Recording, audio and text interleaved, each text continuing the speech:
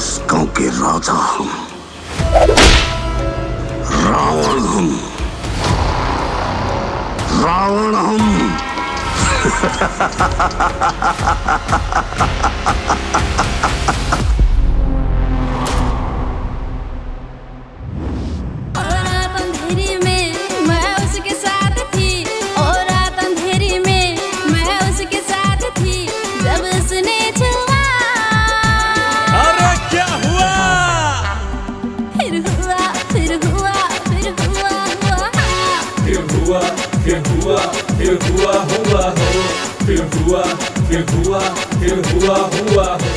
हे भगवान, ई काल ठाकुर शमशेर सिंह कहिया मर जेते जे हमरा गांव वाला के निक भ जेते।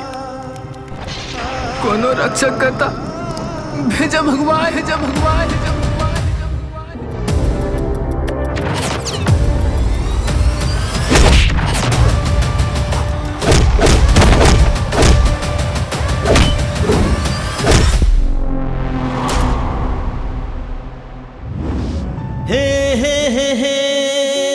दिल में जे बात य अपन होठ तक आब दियो। कसम दीवाना ची रूप के आय मन से मन के मिलन हुआ दियो।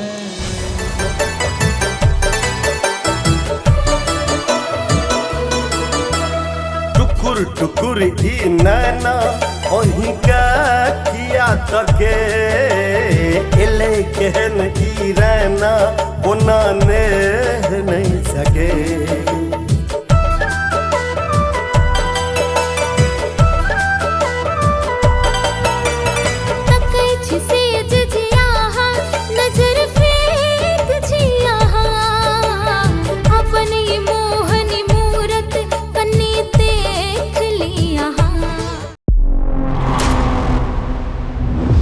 रे साला हरामी, हमरा हारे वाला बिल्कुल पसंद नहीं छे, जीते वाला शेर पसंद छे।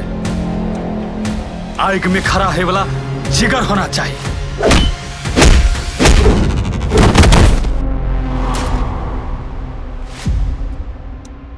सर, ई सोचल समझल हत्या के साजिश छिए।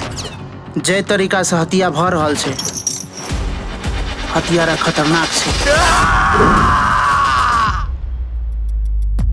हमर धर्म हमर गुमान। सुन रे अधर्मी बलात्कारी, अपन गर्दन सजा के रख, धवल से तलवार। जेकरा हम जान से मार लिए वो हमर माई छले। एहन रावण सबके अंत करू। कोनो भी सीताहरण होए से पहले हर एक रावण के मन में त्रास होबाक चाहिए।